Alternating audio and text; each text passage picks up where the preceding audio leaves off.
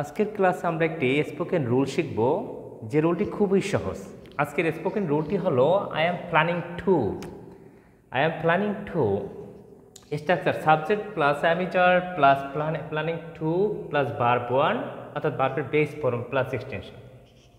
example, আমি কাজটি করার পরিকল্পনা